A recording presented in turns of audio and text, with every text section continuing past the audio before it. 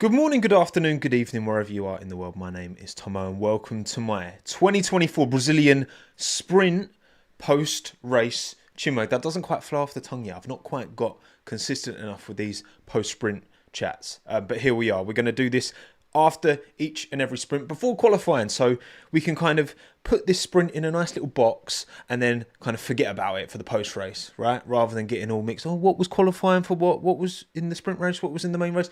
This is a better way of doing it, I think, going forward. Anyway, hello, Gurgley, Anthony, Nuno, Rivethead, Xavier, Test Guys, Aurelius, I'm going to say Aurelius, Halita, and the rest of you. Welcome to everyone who's here live on YouTube. Welcome to everyone who's watching this after the fact, video version on Spotify, or audio only on Spotify and Apple Podcasts. Also, Patreon live stream straight after this one. If you want to support what I do on Patreon and get some exclusive behind the scenes content, then you can. Links are down in the description below. Bosh, lovely jubbly, happy days. Let's talk sprint, shall we? First of all, can we get a rating out of 10, please, to everyone in the YouTube live chat for this sprint race? What do we think? Race rating out of 10, or sprint rating out of 10, should I say, just to try and differentiate this. 10 being the perfect, the premium, the bestest of all. Wow, there's some serious range. I'm seeing 3s, I'm seeing 9s. Mohammed thinks it's a 10. Wow. Easily pleased, mate. Easily pleased. Right, I don't really know where to set. I'm going to go... Okay, I'm going to give you 4 options. I'm going to give you 4 or below. I'm going to give you a 5. If you're 5 out of 10, a 6 out of 10, or a 7 or above. I feel like that kind of sits in the range you're giving in the YouTube live. And you know what? I kind of get why this one would divide opinion, because there's obviously things to talk about. They're not particularly, I would argue, they're not particularly exciting on-track things to talk about. But we did have a 4-car train for a lot of the race, with Max knocking on the door of Charles for a long time. And there was a lot of anticipation. You know, we didn't really fully get that anticipation realised. We had Perez making moves through. We had Behrman and Hulkenberg having a bit of scrap. Lawson and Perez almost coming to blows again. Liam was very close to being very naughty, actually. In that instance, we had 3 cars starting from the pit lane. It was a mixed bag. What are you saying in the live? Sprint out of 10, 4 or below, 12%. 5, 29% of you giving it a 5. 34% of you giving it a 6. 24% of you giving it a 7. I feel like I've been a little bit generous with this one. I really like Interlagos, so there's an Interlagos bias built into my rating. For me, it's a 7.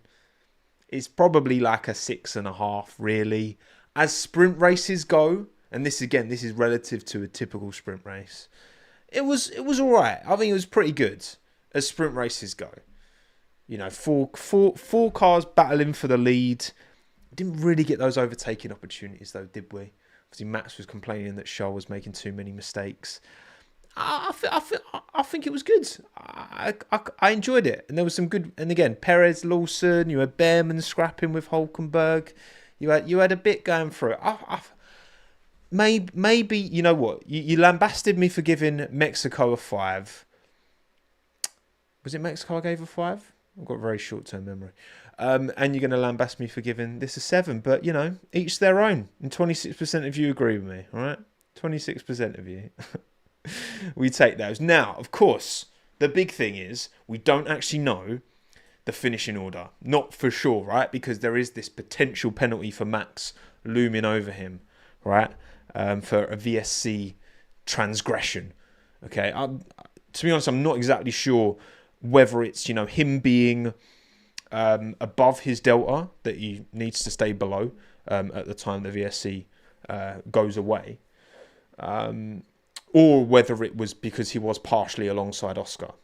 Because when the VSC dropped, he was, you know, a fair chunk behind Oscar, and then when it stopped, he was like right behind Oscar. I imagine, I don't know, but I imagine it's one of them where you've got your VSC delta on your dash, and if you are over that delta, so you've got to stay either exactly level, or below it, which obviously, you're never going to... You're taking a huge risk if you're trying to play to that delta exactly, right? You're going to try and anticipate it, try and carry some momentum, to get a move done, which is obviously what Max was trying to do. Carry some momentum so that when it goes, you've got the momentum advantage, even though the delta's fine, you can get a move done. I'm assuming the fact that it's gone to the stewards, this kind of thing, it's probably a slam dunk. I imagine it's a slam dunk.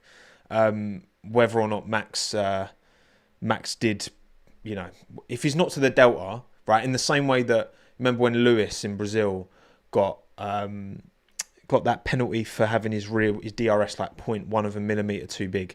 Like, I can imagine, right, it's a VSC thing. If you're over that number, it's a penalty. I don't see why there would be any wiggle room there. So these are the results, assuming that Max does get a penalty and moves down to P4, which I imagine he will, because he only finished 4.1 seconds ahead of Charles Leclerc. So most of you watching this are watching this after the fact, and you will probably already know. So look, this is assuming that Max gets a penalty, which I assume he will do. Okay, I imagine he will do, but I could be wrong. And in which case you just have to adjust these numbers accordingly. But I'm assuming he will. I could be wrong. And we will talk about the VSC and the slightly suspicious and slightly, you could certainly argue, dangerous use of a VSC instead of a, first, not even before the VSC, sorry, slightly dangerous use of a yellow flag in a sector where Nico Hulkenberg's standing right next to the track, right? Again, Max has not got a penalty yet. I'm assuming that he will, but he might not. Breaking news, penalty for Ocon. That's probably more likely, Jamie, to be fair. But yes, McLaren 1-2. That nothing's going to change that. Leclerc, Verstappen, P3-4, or the other way around. Sainz, Russell, Gasly, Perez, Lawson, Albon. Obviously, only the top 8 get points as well. So, just outside the points for Liam Lawson. He had a good little scrap with Checo, didn't he? Checo had a go, locked up, went straight, then had another go and got the move done fairly. And Lawson was, again, very, very close to being naughty, but not quite. Thank you, Spencer, by the way, for the super chat. VSC starting and ending felt quite arbitrary. I can see why people were making conspiracies. I personally don't think it was biased, but they have always been really late on VSCs. Nothing new. Yeah, I mean, the stewards slash the FIA being late on making, VSC or safety car or yellow flag calls is nothing new. Not so much on the flags, to be fair. They're usually pretty quick on the flags, but then making a decision on VSC or safety car is typically a little bit sus, a little bit close to the line.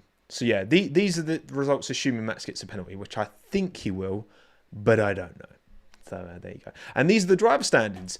If Max gets a penalty, assuming, again, we don't know. So you can adjust. Max will either have 367 or 368 points, whether or not he gets a penalty. And Charles will get one more or, one less if Max doesn't get the penalty. So currently, the gap is actually 45, but if Max gets a penalty, it will be 44. Okay. Otherwise, no big changes. Pierre Gasly, actually, well done, Pierre. He got P7, got 2 points on the board. Mate, Pierre's cooking.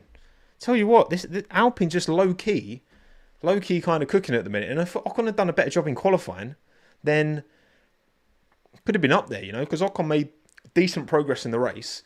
But yeah, well done, Pierre Gasly. Other than that, no particular point scorers of interest, to be honest. So those are the driver standings, and then the constructor standings. Again, this is assuming Max gets a penalty. He might not. But if I had to put money on it, I would say he will. So I'm going to do these graphics in line with what I assume will happen.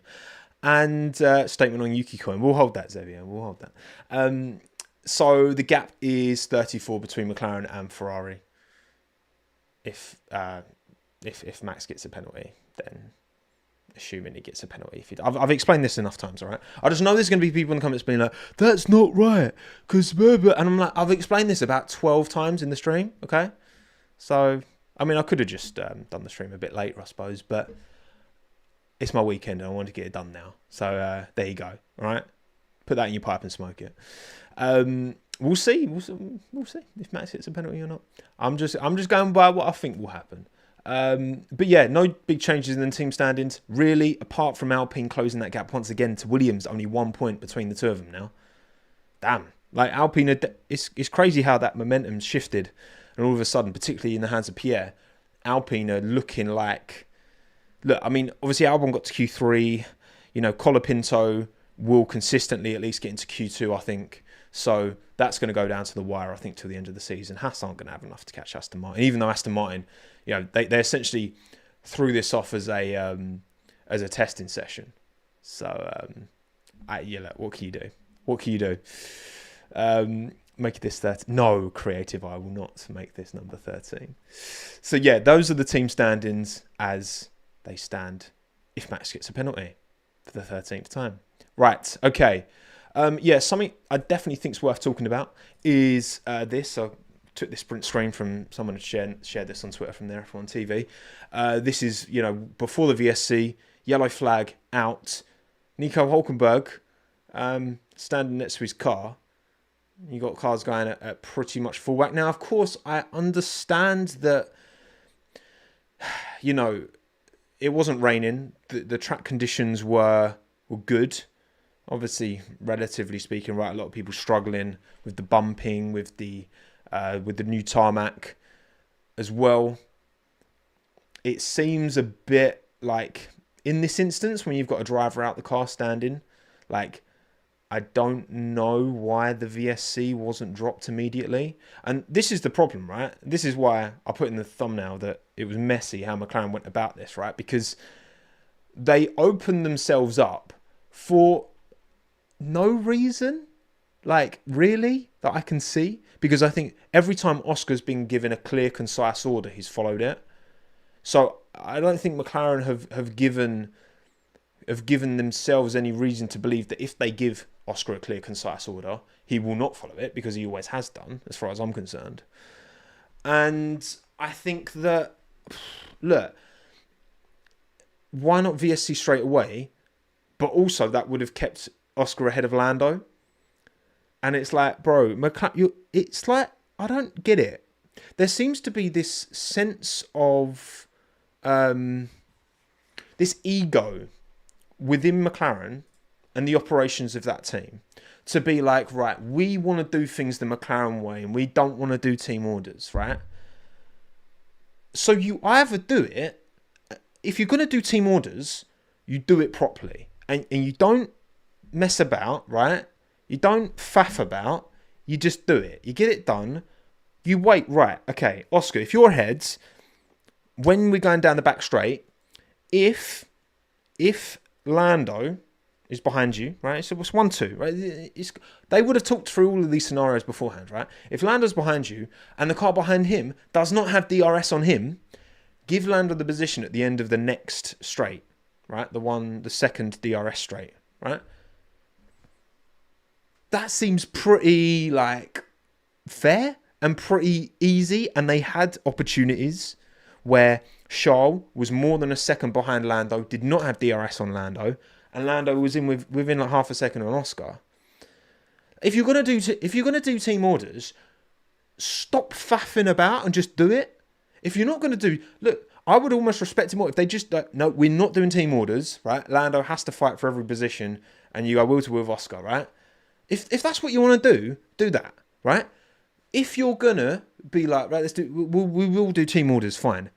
Do them properly, all right? Stop trying to faff about and trying to be smart, and because it just ends up creating just this, like, Lando's like, it's awkward on the radio, and you're getting all these messages that come out. Like, McLaren are like, they're masters of their own downfall, and it's so naive.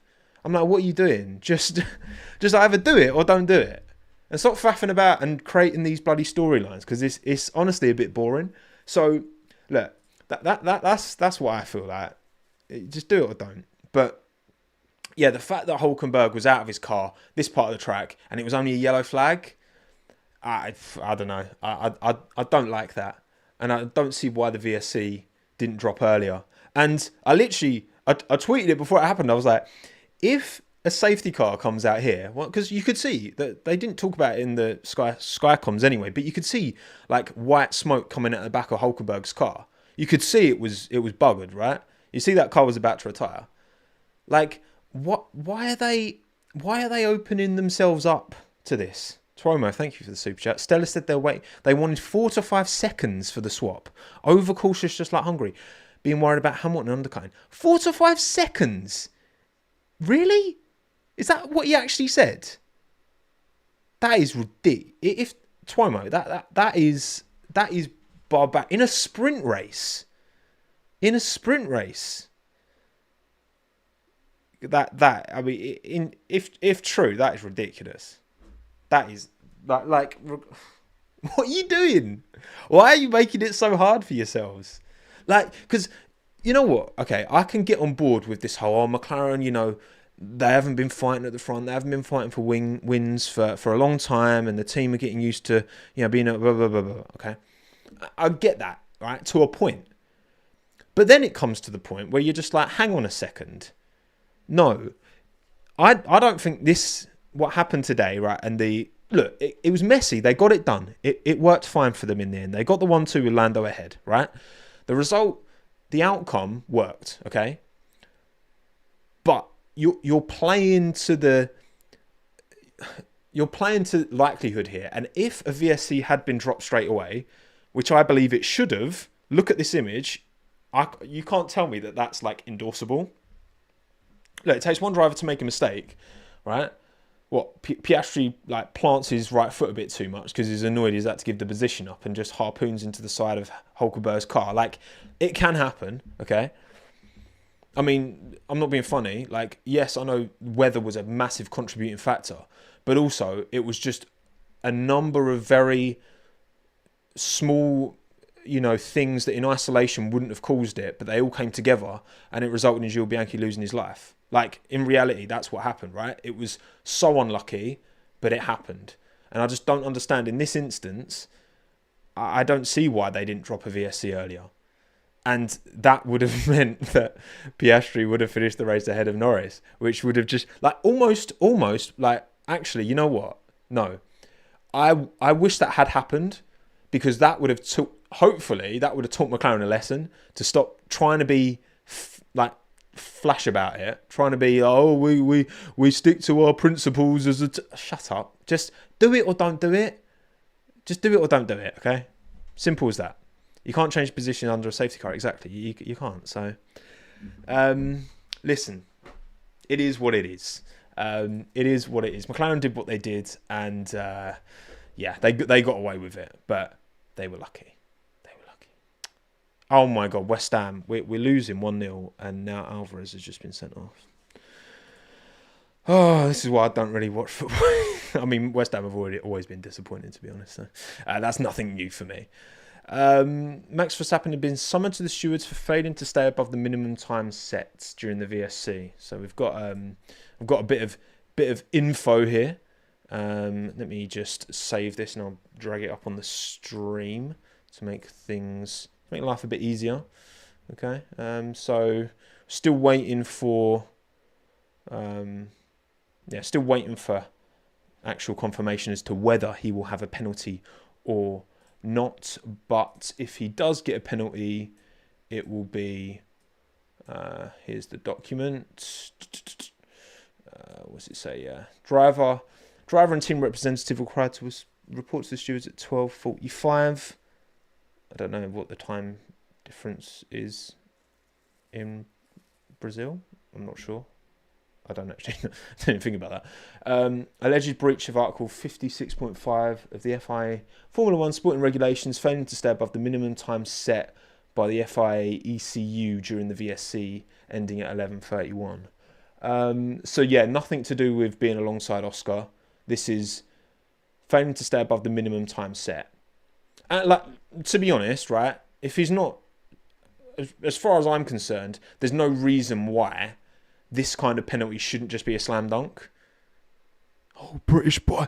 It doesn't matter who it is. It's one of them, right? If you're over the delta, I don't see why it wouldn't be a penalty. But I don't know. We'll see what happens. We'll see what comes of this one. But yes, all fun. And this is what I mean, right? I suppose part of me is like, oh, this, you know, giving a 7 out of 10 is probably quite. Again, my Interlagos bias creeping in, right? Because I love this track and I really enjoyed Interlagos, even if it's a bit of a flop. It's Interlagos, so I have more fun as a viewer. But I just like, I want to be talking more about like some crazy wheel-to-wheel racing rather than some stupid stewarding nonsense. And it's like, it always seems to come back to like stewarding. And you know, look, this is why I fundamentally disagree, because you got it. You heard a lot of it, right? After Mexico. Oh, you don't like hard racing. You know, you don't like hard racing. Bro, pushing people off track is not hard racing. Like, watch back Alonso Perez. I literally said this in my pre-race stream. Watch back Alonso Perez last year. That's hard racing. Watch back even Hamilton Russell in Mexico, right? Scrapping wheel to wheel, trying moves on each other. Lap after lap, that's hard racing. Not pushing people off track. Not nonsense talking about the stewards and someone getting a VSC and not getting a VSC. It's just like, oh, just... Ugh. It's just not as fun, is it? It's not as fun. Alonso Vettel 2014. Good shout, Xavier. Love that. But yeah, there you go. Those are the results, assuming that Max gets a penalty, which I think he probably will. It's looking like it's going to be a pretty slam dunk. 7 out of 10. Don't cook me too much for it. I mean, you're welcome to. You can definitely cook me for that. That's what the comments are for, right? The comments are for cooking. So... cook away. Okay, I'm hungry. Thank you all for joining me. Casper, Craig, Jap, Nathan, your boy, Doha, AV, Rostislav, Anima, Dora. Bro said Mexico was a 5. Yes, I did, Claude. Because all of the talking points were just nonsense. Like, we got barely any like proper exciting wheel-to-wheel battles for the win. Alonso didn't even get to finish his 400th race. Like, it just wasn't that good. How long are we going for? 23 minutes. Any other things we haven't talked about before we wrap up? Obviously, quali predictions, I guess, is the thing to look ahead for now, right?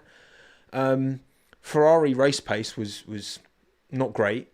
The good thing, of course, is that, you know, the teams can mess around with the cars and take a look at the data, and the cars come out of Parc Fermé, which is good, right? Because it means that hopefully the sprint hasn't been as much of a spoiler for the race as it was last year. Because, of course, before, you know, your car setup for the sprint had to be fundamentally the same as your car setup for the race. Whereas that is no longer the case. How bad is Aston now? Look, J-Web, right? I predicted Aston to have a good weekend. It's not been great so far, to put it lightly. Both started from the pit lane. But, you know, they just used the sprint as a testing session. And if they've got information to allow them to cook in the race, which is what, you know, we really care about, then so be it. So be it. The Red Bull, the Red Bull's definitely looking better. Red Bull's definitely found something. It would have been interesting to see if Max would have been able to hold on to the back of the McLarens if he'd have got ahead of Charles quicker. Would he have been able to actually attack? Because it seems to be that the Red Bull has pace, but it just munches through the tyres too quickly and leaves Max very unable to use his car to fight, right, towards the end. Quali prediction. I mean, it's hard to look past the McLarens, isn't it, again, for quali. It just depends on the learnings that they take, really, innit? And ultimately, you're going to set your car up for the race. What you only had Lawson and Gasly use they use their only set of fresh mediums for that sprint. So they might struggle a bit in the race. But then it worked out. I mean, Gasly got 2 points, right? So you got to capitalise when there are more opportunities to present yourself when you're at the back. Could be wet for quali. Yeah, and that's the thing, right? You know what? That would actually be, I think, this would be a really good, what's the word I'm looking for? Advertisement, I guess, for the sprint. If we get like a we get a dry quali, dry sprint race, and then we get a wet quali, wet sprint race over the same weekend. at Interlagos. That'd actually be quite cool, because then we'd like it's almost like we've got 2 Interlagos Grand Prix in a weekend, one wet, one dry. That would actually be pretty sick. That I like the idea of that. Both Hassler, they struggled bad on tyres. Yeah, perhaps, but obviously as well they were scrapping a little bit, weren't they? They were kind of they could have managed that race a bit more, but they're fair play, Ollie. Like fair play, he's jumped in. He's don't know why he didn't back out of that lap in SQ3 and go again, because he had time. But fair play to him. He's stepped up and he's, you know, Ollie's like 14th in F2. Colapinto was like 7th. Antonelli's like 6th. But F2 doesn't seem to be a very good, you know, representation of F1 ability nowadays. Doesn't seem to be the case.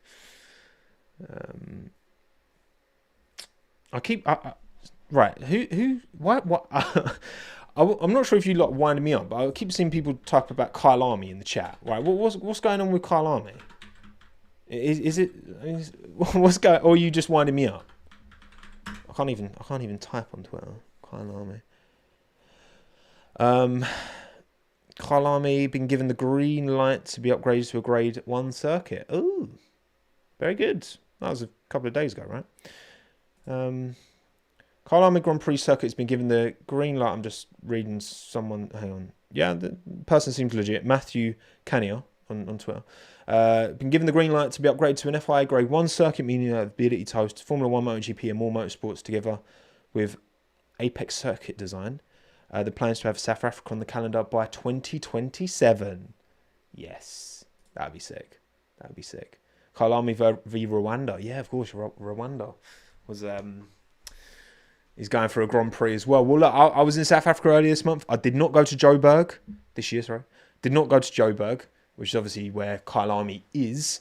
But it would be a good excuse to go back, because South Africa is a wonderful, beautiful country. So that would be that'd be lush. That'd be lush. Right. Enjoy qualifying, everyone.